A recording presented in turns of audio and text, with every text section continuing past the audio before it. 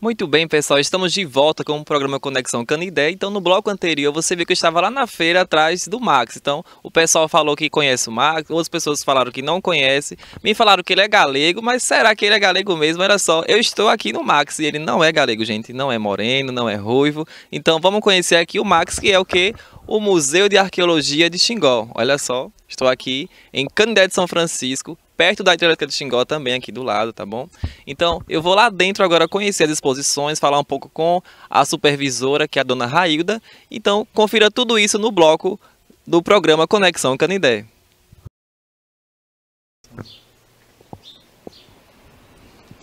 Olá, bom dia. Bom dia, meu nome é Fábio, sou monitor aqui do Museu de Arqueologia de Xingó e irei acompanhá-los, durante essa visita aqui no museu, conhecer um pouco mais sobre a pré-história sergipana. Vamos lá? Simbora, vamos lá conhecer.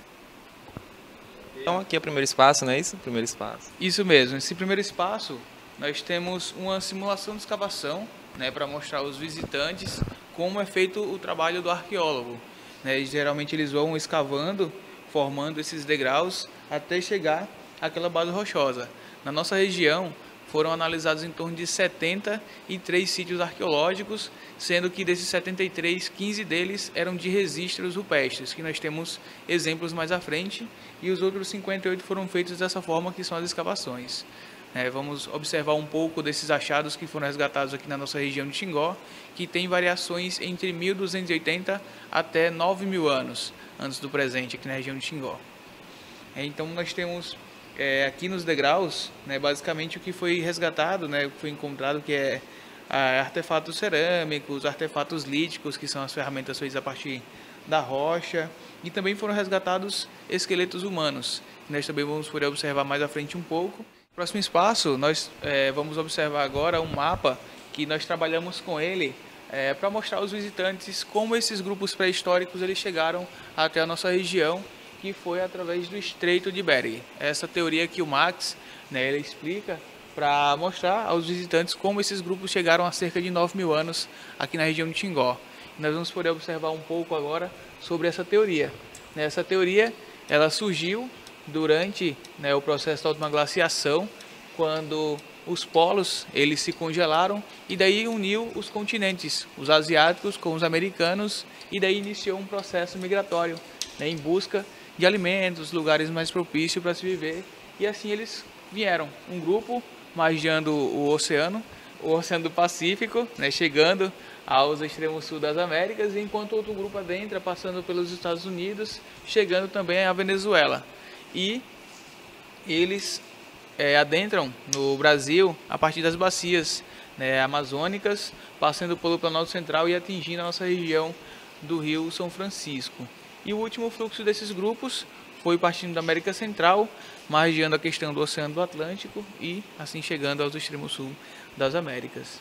E a ocupação do território brasileiro foi feita a partir das bacias hidrográficas. Então, além desses processos migratórios, nós podemos observar nesse mapa esses pontos vermelhos que são sítios arqueológicos que nós temos localizados nas Américas, como nós temos o primeiro, que é o Fóssil nos Estados Unidos, o segundo, o Clovis, no Novo México, o terceiro, o Taima na Venezuela, o quarto, Monte Verde, no Chile, o quinto e o sexto no Brasil. O quinto é o Pedra Furada, no Piauí, e o sexto aqui na região de Xingó, que é o Justino, que é o nosso principal sítio arqueológico. E temos também ali o sétimo, que é o Los Todos, na Argentina. Então, apenas alguns, para a gente se situar. Olha só que legal, então já gostei. O início da visita está começando apenas e já estou gostando, então eu achei bem interativo também aqui esse mapa, bem lúdico, acho que o pessoal deve gostar bastante, Sim, com certeza. Fica até mais fácil das pessoas entenderem sobre essa questão da teoria, porque nós recebemos as pessoas e eles às vezes não têm noção de como é que esses grupos eles chegaram. E aí vai essa parte toda iluminada e as pessoas vão tendo uma ideia do que poderiam estar ali naquele momento, até mesmo fazendo esse processo migratório junto com esses grupos pré-históricos, fazendo essa parte de LED no mapa. Agora vamos ver esse outro mapa, que nós trabalhamos com ele para mostrar a vocês onde foi feito as pesquisas arqueológicas na região de Xingó. Nós temos os sítios que foram sondados e escavados né? Infelizmente eles estão submersos devido à inundação do lago, então nós não temos mais acesso a essa área, mas nós encontramos na região preservados os sítios de pinturas e gravuras rupestres, que nós vamos ver mais à frente um pouco. Uma que nós vamos poder observar é que está preservado aqui na Fazenda Mundo Novo, aqui em Canindé de São Francisco, e a outra que foi retirada do Riacho do Talhado, que fica entre Olho do Casado e Delmiro Gouveia, em Alagoas. Vamos observar um pouco mais desses registros. Do lado esquerdo, nós temos uma pintura rupestre ampliada. Essa pintura ela é menor lá no sítio João, na Fazenda Mundo Novo. E o que eles utilizavam para fazer as pinturas era o ocre, o óxido de ferro, que nós temos aqui, que eles trituravam e davam origem à mareia vermelha e misturavam também com a banha do animal. E, diferente da pintura, nós temos também as gravuras. As gravuras, eles não necessitavam de uma tinta, mas sim de uma ferramenta pontiaguda para dar o início do seu desenho.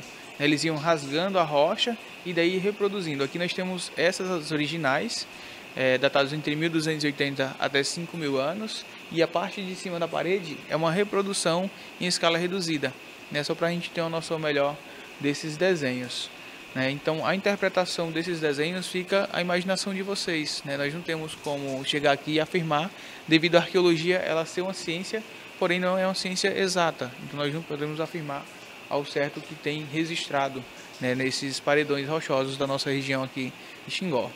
E aqui nós já podemos observar a produção. Muitas pessoas chegam aqui, já é o fogo, né? O rapaz está fazendo fogo. Não, no caso daqui, eles estão produzindo os seus instrumentos, né? Suas ferramentas feitas a partir da rocha.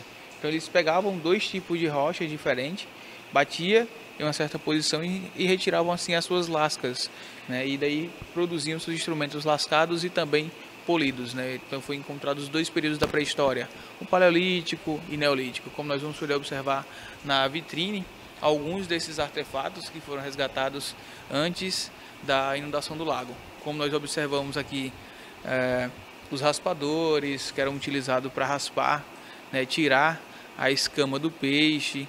Temos também uma ponta de projétil, né, utilizado para colocar nas suas lanças, né, e fazer a prática também da pesca ou da caça, furadores e até mesmo um afiador, né, sempre artefatos lascados que foram encontrados aqui na nossa região. E além dos lascados, nós temos um material polido, que aqui nós observamos um pilão e uma mão de pilão, utilizado tanto para triturar os alimentos, milho, mandioca, que já tinham vestígios aqui na região, e até mesmo o ocre, que era a matéria-prima que eles utilizavam para fazer as pinturas rupestres, né? Além desses artefatos polidos, nós temos aqui os originais utilizados para a produção de ferramentas, que são os batedores, utilizados para bater e tirar a questão das lascas, né, nos núcleos, que eram as rochas mais frágeis, e daí o processo final, que nós temos ali as lascas já desse processo. E temos também lâminas de machado polidos que foram encontrados na nossa região. Então eles lascavam e depois poliam, né, dando acabamento até chegar a forma desejada, né, que eles queriam. Olha só, pessoal, então a importância, né, do Max para nosso município, para nossa identidade também canindéense, né? Tudo aqui encontrado, né, na nossa região. Então, olha que interessante. E quão importante a gente reconhecer e também valorizar o nosso Museu de Arqueologia de Xingó. Bom, nós estamos diante de um painel feito em concreto e cimento, né, feito por um artista plástico sergipano. Ele é de Aracaju, o nome dele é Elias Santos, né? Ele reproduziu aqui no painel o que ele viu entre registros rupestres, em alto e em baixo relevo, se a gente observar. Por quê? Aí nós recebemos aqui no museu algumas pessoas que têm necessidades visuais, então pode vir e tocar. Acessibilidade. Olha só, pessoal, aqui também tem acessibilidade no Max, tá vendo? Que legal, que ideia genial aqui do museu. Sim, sim, com certeza. Nós implementamos essa questão do sensorial para trazer essas pessoas que tenham, principalmente a necessidade visual, né, para que eles possam também nos visitar, né? E como foi assim, essa experiência? Já tiveram muitas pessoas que vieram aqui com as necessidades especiais, e aí como foi essa experiência? Houve pessoas já? Sim, sim, nós já recebemos um grupo de Aracaju com esse intuito, né, incluir essas pessoas no museu. Então nós trabalhamos com eles tanto esse painel quanto também alguns artefatos arqueológicos. né, que nós temos expostos aqui no museu. Nós vamos agora entrar na parte que fala um pouco sobre os artefatos cerâmicos, né, que foram resgatados aqui na região do Tingó também. E temos diversas peças cerâmicas, como nós observamos aqui, nesse caso um peso de argila, né, utilizado provavelmente para afundar a rede de pesca, né, como hoje nós utilizamos o chumbo, né, a chumbada, devido a dominarmos o metal.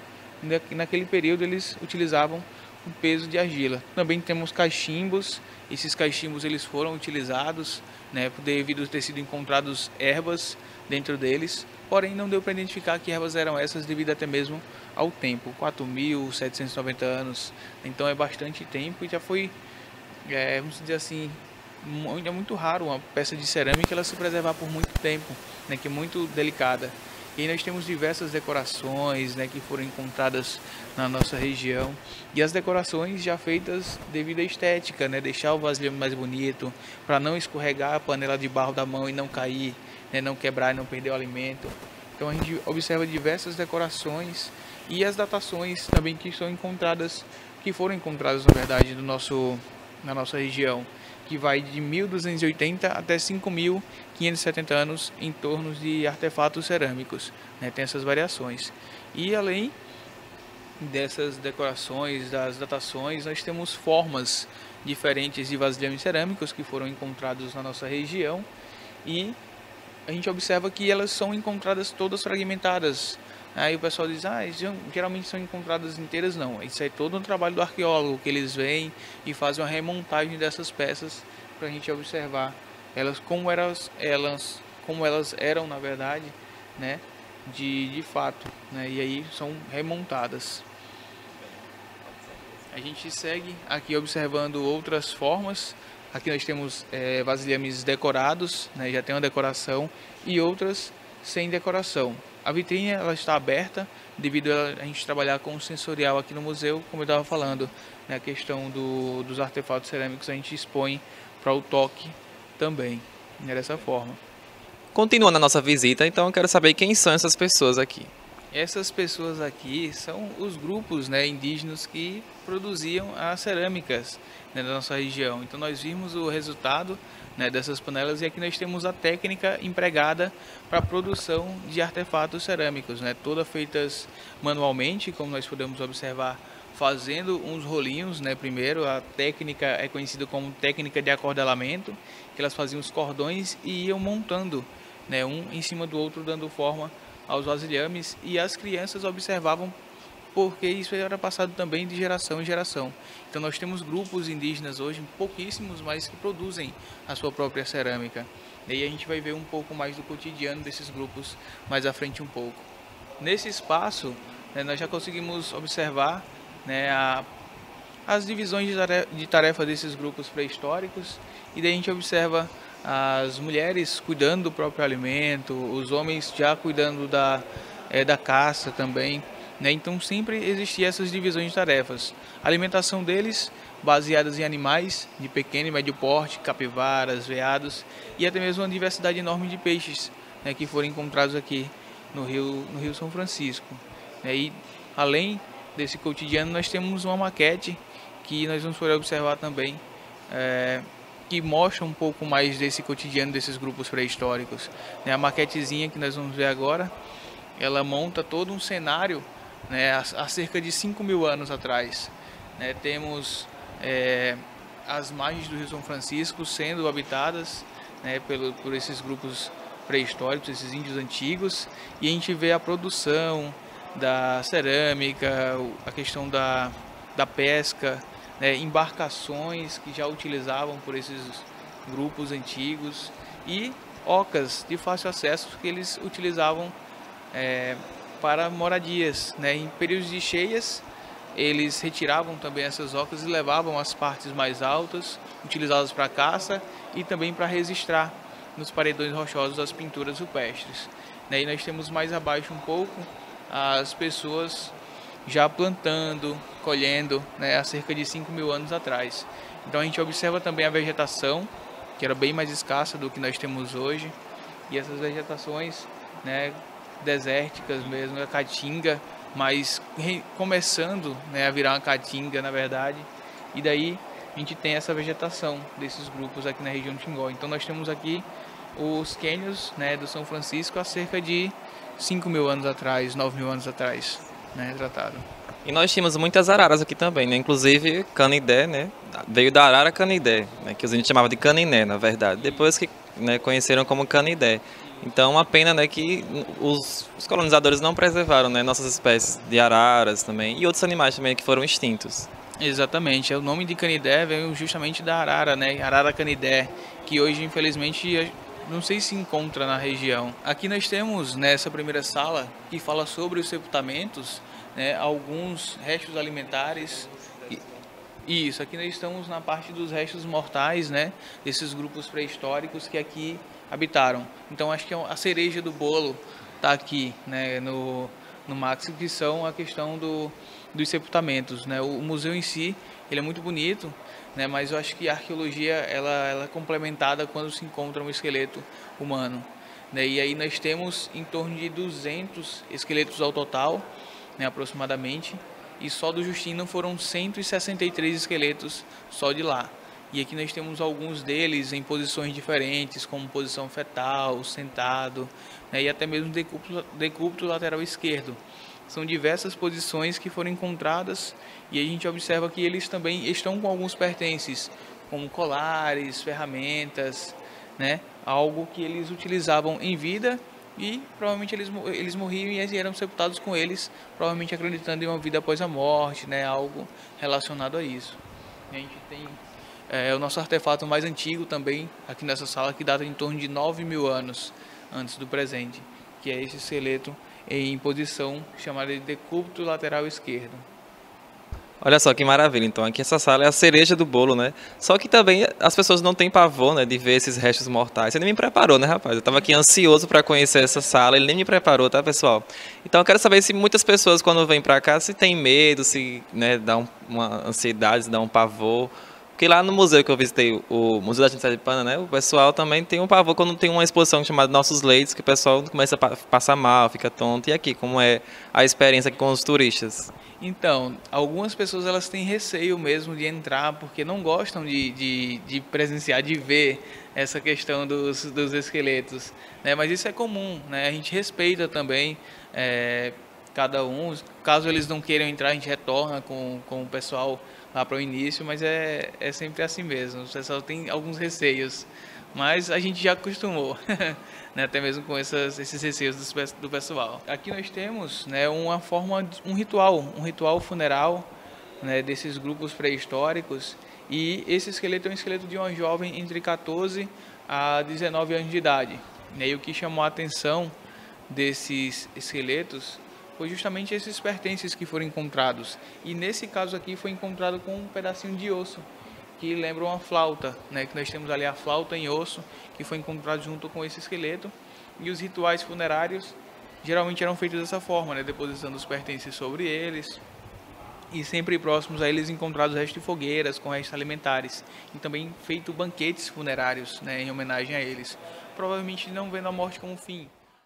Bom, pessoal, então vamos conhecer agora o último espaço que mostra aqui os restos mortais, não é isso? Isso, essa sala é a nossa segunda sala de sepultamentos e última que fala sobre arqueologia.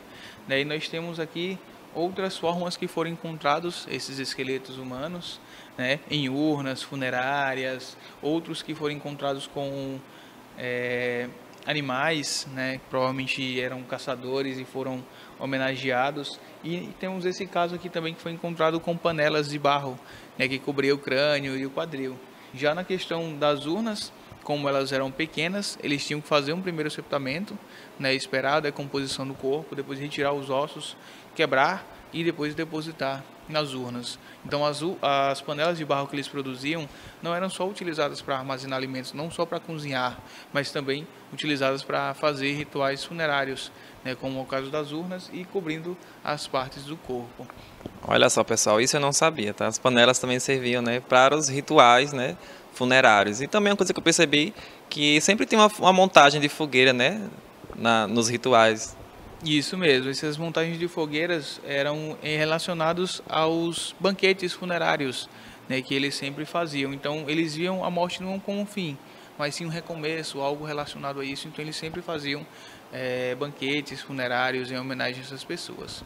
Olha só que interessante. Então vamos continuar aqui nossa visita. Está muito interessante. Então, se você está gostando, já deixa seu like, curta, comenta, compartilha. Tá aqui no programa Conexão Canindé, comigo mesmo, J. Matheus, e com o nosso condutor Fábio, não é isso? Vamos lá.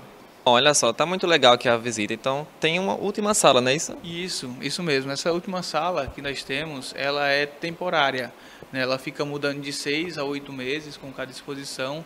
E hoje o tema que nós estamos trabalhando nessa sala é linhas que dão vidas às memórias, que são telas bordadas por uma senhora aqui de Nossa Senhora da Glória, né, que nós vamos poder observar um pouco do trabalho dela. Ela borda justamente as lembranças dela, né, a questão da vivência dela no sertão, que ela gosta muito.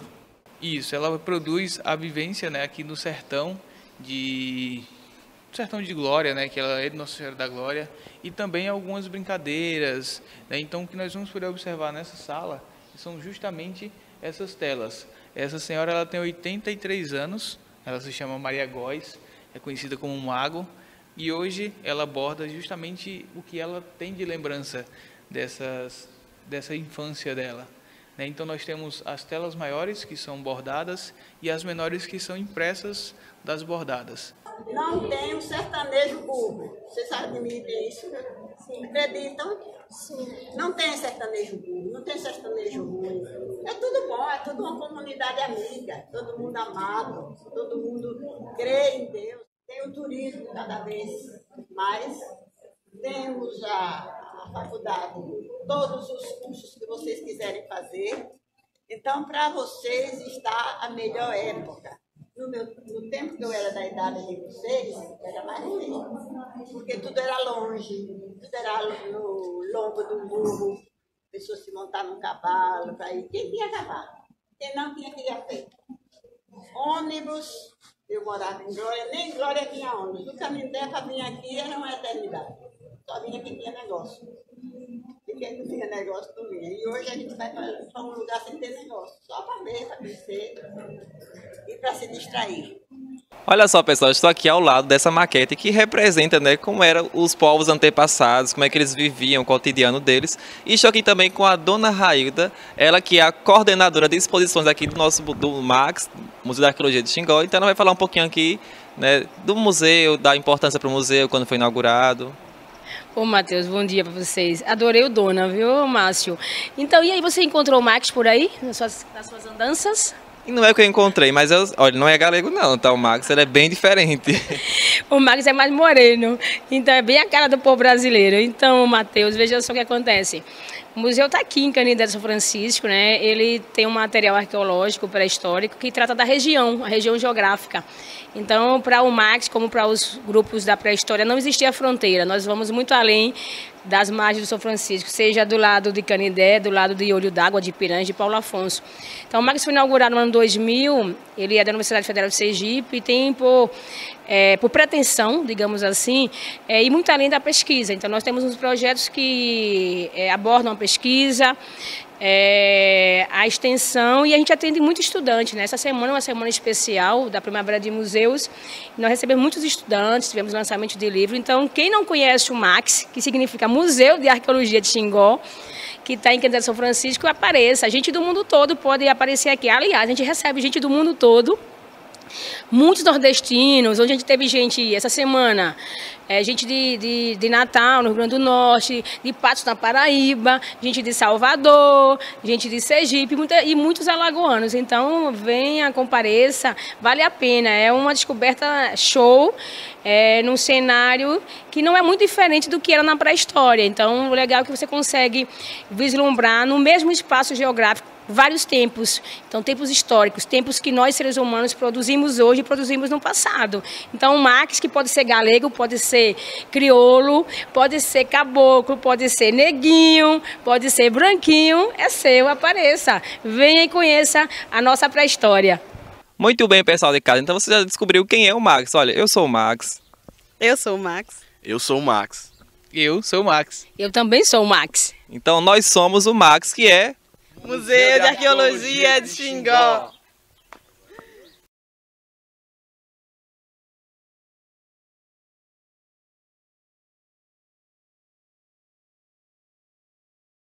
Web TV Velho Chico, um novo jeito de se comunicar.